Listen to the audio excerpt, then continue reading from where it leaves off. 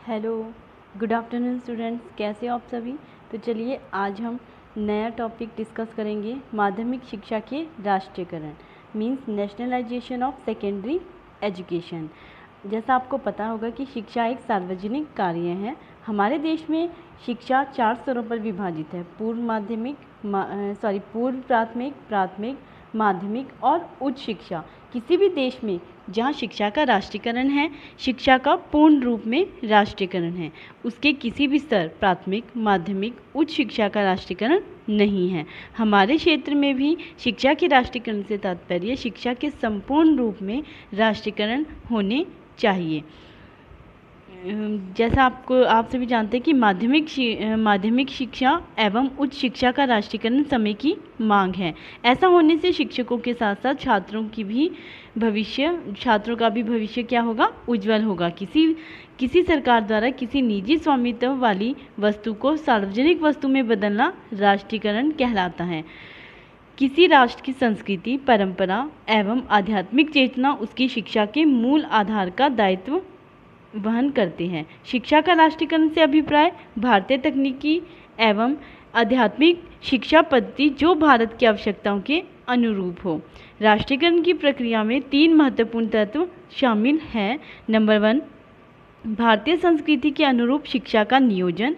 Number 2, शिक्षा द्वारा राष्ट्रीय एवं सामाजिक उत्तरदायित्व का बोध। नंबर 3, शिक्षा द्वारा आधुनिक आवश्यकताओं की पूर्ति। तो ये तो थी हमारी राष्ट्रीयकरण की जो प्रक्रिया है उसके महत्वपूर्ण तत्व। तो चलिए अब हम बात करते हैं कि वर्तमान भारत में शिक्षा के राष्ट्रीयकरण से क्या माना जाता है, उसका क्या अर्थ निकाला जाता है। तो पहला है, रक्षा, रेल तथा डाक तार विभाग की भांति शिक्षा भी सीधे केंद्रीय सरकार के नियंत्रण में होगी। नंबर 2, संपूर्ण देश में किसी भी स्तर पर किसी भी प्रकार की शिक्षा की व्यवस्था करना केंद्रीय सरकार का उत्तरदायित्व होगा तथा उसका संपूर्ण प्रशासन एवं वित्तीय भार केंद्रीय सरकार पर होगा। नंबर 3, संपूर्ण देश में केंद्र द्वारा निश्चित शिक्षा संरचना समान रूप से लागू होगी। यानी कि केंद्र में जो हमारी सेंट्रल गवर्नमेंट है, सेंटर से ही हमारी जो एजुकेशन का जो ढांचा है वो क्या होगा, एक जैसा रहेगा। शिक्षा के उद्देश्य केंद्रीय सरकार द्वारा निश्चित होंगे। जो भी ऑब्जेक्टिव्स रहेंगे एजुकेशन के वो किसके द्वारा निश्चित होंगे, केंद्र सरकार के द्वारा, सेंट्रल गवर्नमेंट के द्वारा। यह एक बहुउद्देशीय प्रक्रिया होगी जिसमें राष्ट्रीय हित को प्रथम वरीयता दी जाएगी। इसमें सबसे ज़्यादा इंपॉर्टेंट किसको दी जाएगी, बहुउद्देशीय प्रक्रिया को, जो कि राष्ट्रीय हित में होगी, जो हमारे राष्ट्र के लिए कार्य करेगी। उसके बाद नेक्स्ट हमारा नंबर 5, संपूर्ण देश में एक निश्चित स्तर की शिक्षा अनिवार्य तथा निःशुल्क होगी। इसकी अपनी एक आधारभूत पाठ्यचर्या होगी जिसे संपूर्ण देश में समान रूप से लागू किया जाएगा। इसकी पाठ्य पुस्तकें भी केंद्र सरकार द्वारा निर्मित व प्रकाशित होगी।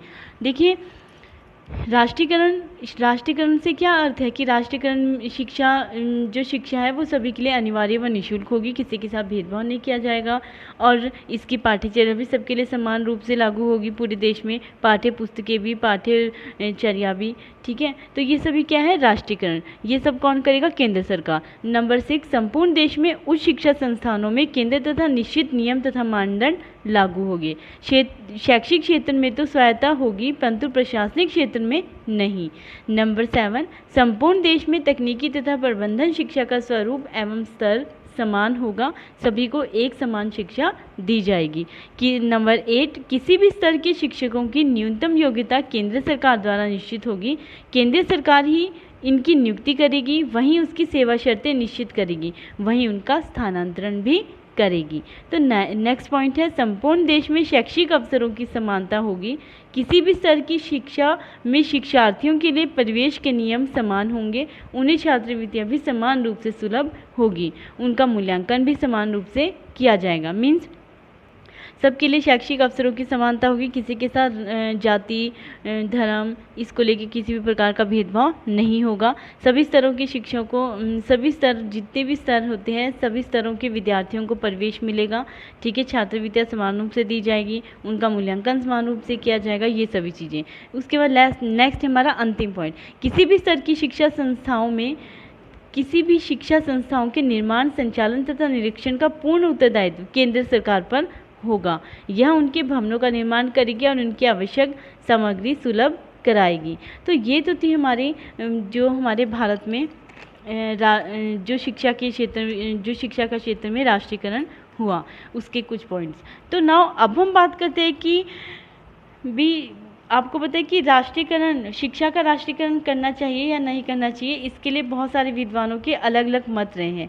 कुछ ने कहा कि शिक्षा के राष्ट्रीयकरण के कोई शिक्षा के राष्ट्रीयकरण करने के पक्ष में थे, कोई शिक्षा के राष्ट्रीयकरण करने के विपक्ष में थे। तो भारत में भी कुछ शिक्षावादी, राजनीतिज्ञ और विचारक शिक्षा के राष्ट्रीयकरण के पक्ष में भी और कुछ ऐसे भी हैं जो उसके विपक्ष में हैं। तो इन दोनों के संदर्भ में अपने अपने तर्क हैं। तो हम सबसे पहले बात करते हैं शिक्षा के राष्ट्रीयकरण के पक्ष में तर्क।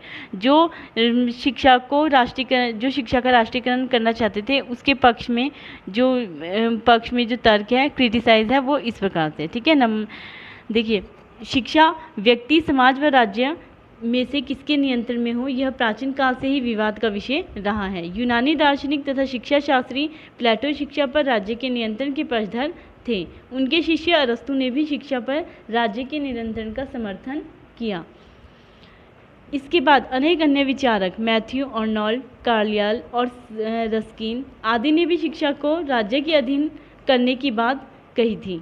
हमारे देश में विचार अंग्रेजी काल से ही उभरा था। राष्ट्रीय नेताओं ने राज्य द्वारा शिक्षा की व्यवस्था करने की मांग की।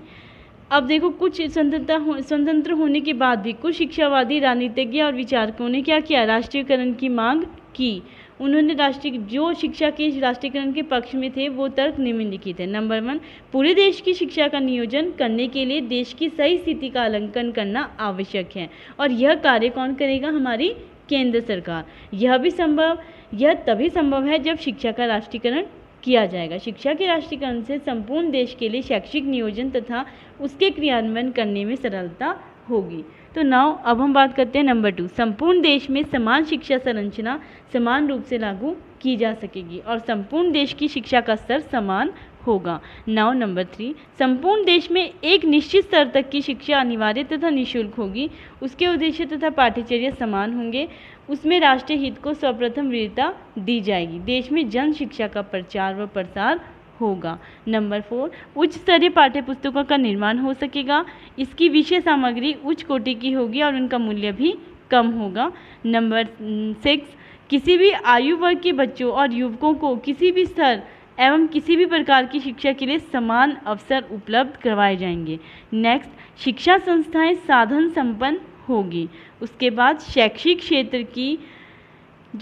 क्षेत्र है उसमें आने वाली समस्याओं को समाप्त किया जाएगा। नेक्स्ट, प्रत्येक स्तर की शिक्षा में गुणात्मक उन्नति होगी। व्यक्ति, समाज और राष्ट्र का समुचित विकास होगा।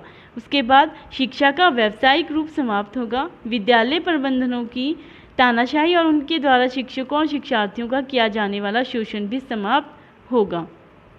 तो ये तो थे हमारे कुछ विद्वान जिन्होंने शिक्षा के राष्ट्रीयकरण के पक्ष में अपने तर्क दिए थे। तो अब चलिए हम बात करते हैं शिक्षा के राष्ट्रीयकरण के विपक्ष में तर्क। किसी भी विषय में कभी एक मत नहीं रहे हैं, ये तो आप सभी जानते हैं। सबका अपना अपना विषय, अपना अपना मत होता है। कोई किसी चीज़ के ऊपर बोलना शुरू करता है तो कोई उसके पक्ष में होता है, कोई उसके विपक्ष में। किसी भी विषय में विद्वान के एक मत नहीं होते हैं। शिक्षा का राज्य के नियंत्रण के संबंध में भी यही है।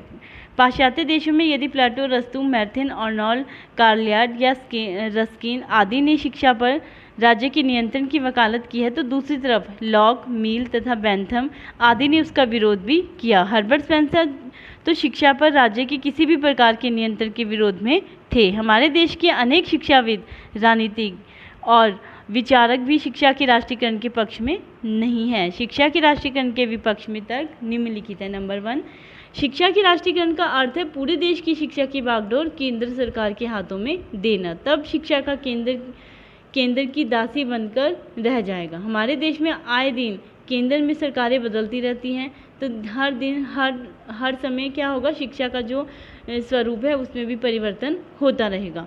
तो नंबर 2, हमारे देश की जनसंख्या उस समय 1.25 अरब से अधिक हो गई। इतनी बड़ी जनसंख्या के बच्चों और युवकों की शिक्षा की व्यवस्था करना मौजूदा स्थिति में केंद्रीय सरकार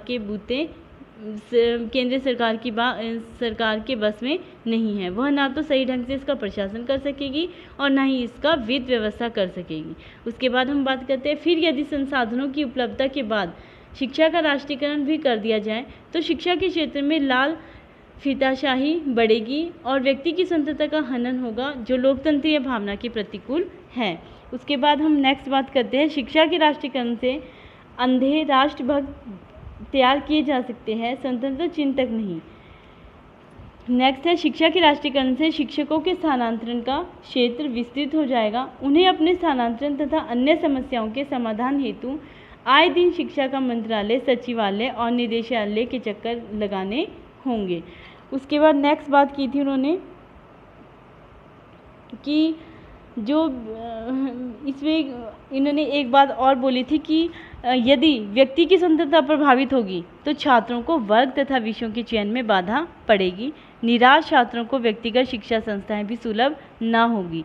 उसके बाद इन्होंने कहा था, शिक्षा के राष्ट्रीयकरण से विश्वविद्यालय की स्वायत्तता समाप्त होगी, शोध कार्य में बाधा आएगी तथा उच्च शिक्षा का स्तर गिरेगा। नेक्स्ट उन्होंने कहा था कि शिक्षा के राष्ट्रीयकरण से उच्च शिक्षा के क्षेत्र में स्पर्धा समाप्त हो जाएगी और जो शिक्षा के उन्नयन एवं राष्ट्र के विकास दोनों के लिए बहुत आवश्यक है। अंतिम बात उन्होंने कही थी कि हमारे देश में तो जिस क्षेत्र में भी राष्ट्रीयकरण हुआ है उसी क्षेत्र में कार्यक्षमता कम हुई है, उसका स्तर गिरा है और लाभ के स्थान पर हानि भी हुई है। तब शिक्षा का राष्ट्रीयकरण करने से उसके क्षेत्र में भी कार्यक्षमता घटेगी और उसका स्तर भी गिरेगा। तो ये तो थे हमारे राष्ट्रीय जो शिक्षा का राष्ट्रीयकरण है उसके पक्ष और विपक्ष में तर्क। तो ना अब हम बात करते हैं कि केंद्र सरकार द्वारा उठाए गए जो भी कदम हैं या जो भी उपाय हैं उनकी चर्चा करते हैं। ठीक है, तो ना पहला जो केंद्र सरकार ने कार्य किया था, पहली बात उन्होंने जो कही थी वह शिक्षा की राष्ट्रीय नीति का निर्माण करती है और प्रांतीय अफसरों सरकारों से उनके अनुपालन की अपेक्षा करती है। नंबर 2, वह पूरे देश के लिए शैक्षिक नियोजन करती है और प्रांतीय सरकारों से तदकूलन कार्य करने की अपेक्षा करती है। नंबर 3, उन्होंने कहा कि केंद्र शासित प्रदेशों की शिक्षा का वित्तीय भार स्वयं वहन करती है तथा प्रांतीय सरकारों को भी इस स्तर की शिक्षा की व्यवस्था करने के लिए आर्थिक सहायता देनी चाहिए। नंबर 4, वह पूरे देश में समान शिक्षा संरचना लागू करने का प्रयत्न करती है। जो केंद्र सरकार है उसने एक बात ये भी कही थी कि पूरे देश की किसी भी स्तर की शिक्षा के स्तर का मानदंड निश्चित करती है और प्रांतीय सरकारों से प्राप्त करने और उन्हें बनाए रखने की अपेक्षा करती है। वह प्रांतीय सरकारों का शिक्षा के क्षेत्र मार्गदर्शन करती है और अपनी तथा प्रांतीय सरकारों की शैक्षिक योजनाओं एवं कार्यक्रमों में समन्वय स्थापित करती है।